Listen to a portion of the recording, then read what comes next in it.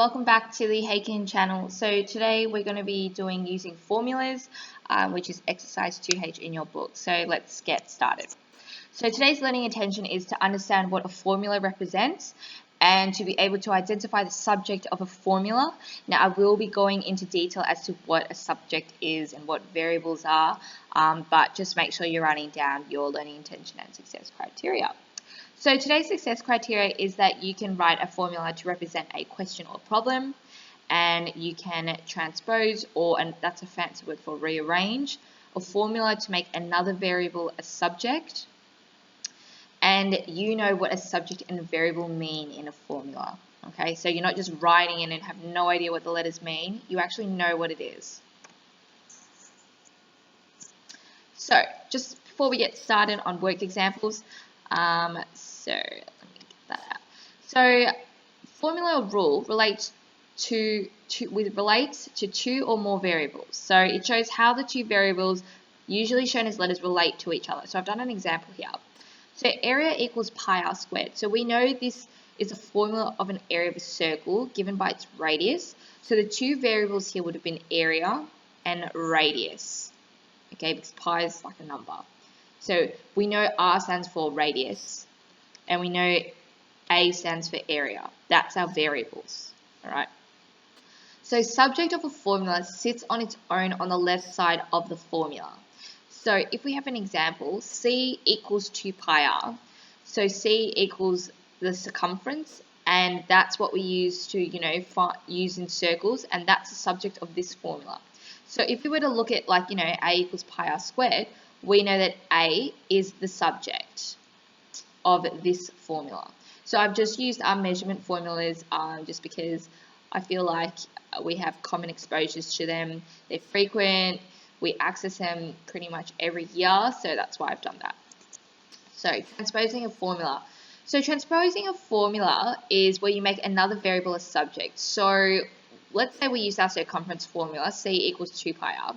This is what we normally see in our measurement books, to find the circumference of a circle. But if the question asked, I want you to transpose this formula to make r the subject, so r meaning the radius, it would look like this. So you're probably confused as to how, but essentially the subject r has to be on the left. So you need to be able to rearrange the components in the equation so that the subject the question is asked is on the left side. And that also might be a reason why I'm a bit OCD with having my letters on the left, just because it's easier to see, transposing formulas always request it, so yeah. So if I was to just show you how that happened, all right. So how do I get rid of just 2 pi to just move it to, this side? Well, I actually have to divide both sides by 2 pi. And if we do that, it would actually be c equals 2 pi equals r. Now, I always write it on the left, and I would get into the habit of doing that. Okay, so these mean the same thing.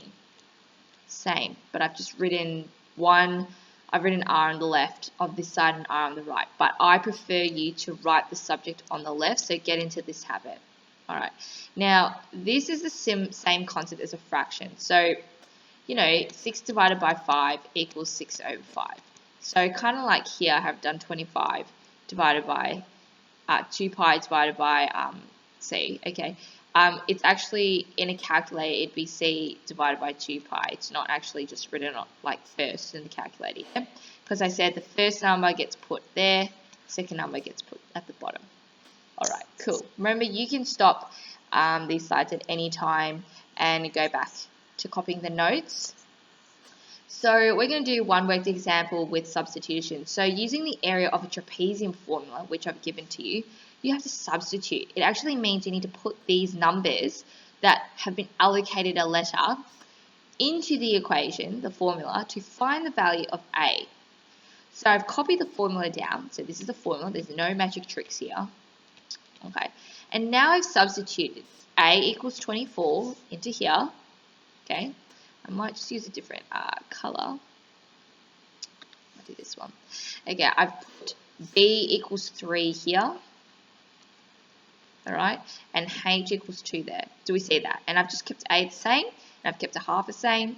I just copied it out and just put those numbers in, which the question has given to me. Now, you might need to really read the questions carefully because when they give you multiple, like, this is what this letter means, this number, it really can confuse you, and you can put in the wrong number with the wrong letter, giving you the wrong answer. So before you go check your work, maybe perhaps check that you've substituted the right number in the right letter. So substitute is just a fancy name for like putting values into a letter. Right. So now what I've done is I've just carried the 2 at the end to just get rid of the fraction. So I've just moved him. All right. So now a half times 2. 2 is the same as 2 over 1. I've told you that. 5 equals 5 over 1. 6 equals 6 over 1. So 2 must equal 2 over 1. And that cancels out. So that equals 1. So 24 equals a plus 3. Now you can get rid of the brackets. You don't need them.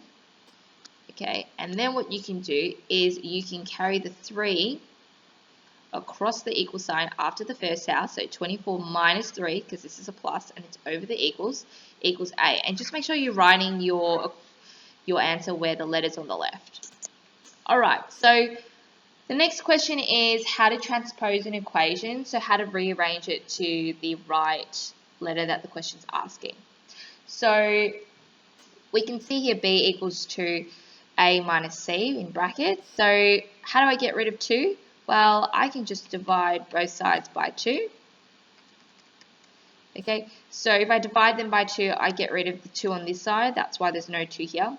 And this now becomes b over 2 because, like I've said before, 3 divided by 2, for example, is 3 over 2. Okay, first, second. Okay, do we see that? It's the same. So same b divided by 2. B divided by 2 equals b over 2. Okay. So now you're trying to make A the subject, meaning A needs to be by themselves. So to do that, you need to get rid of C. So you need to move C across. To move C across, you need to change the sign, and it has to be after B over 2 because B over 2 is the house that's already there on the street. So B over 2 plus C equals A. So this, like I said before, is the same, but you need to get into the habit of writing the subject on the left. So now the answer is A equals B over 2 plus C, and that would be the answer. Alright, so here we've got A squared minus B equals C, and then there's this weird thing that you can see that says A is greater, that means greater than 0. That's what that means. So you need to use a bit of your knowledge from Pythagoras' theorem and how to get rid of squared, because you're trying to find A, not A squared, not root of A. So this is your question, okay? This one here, A squared minus B equals C. Now this here on the right is telling me that the value of A has to be bigger than 0, so it can't be a negative. All right, so you don't need to do anything with that when you're transposing. Okay, it's just to show you that the value of A has to be bigger than 0, or the value of whatever they give you has to be bigger than 0.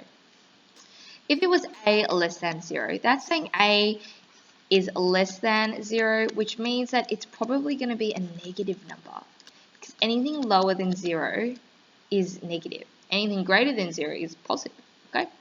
So now that I know that, I'm just going to change color because there's quite a lot of blue on the screen. So now I need to move B onto this side.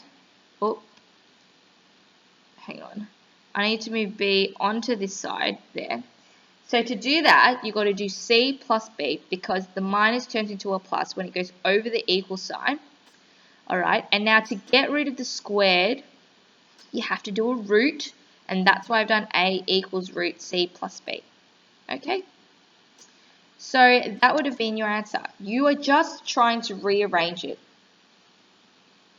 You are not trying to find the number, the value. You see how all these answers are all just letters? There's no, x equals 1, b equals 23. It's all letters. It's just you and how you rearrange letters, okay? So with that said, that's all for today, okay? go back and refresh your memory if you need to, and make sure you ask your teacher questions so that they understand what is going on. All right? And thank you so much for listening, and stay tuned to your next video. Thanks, guys.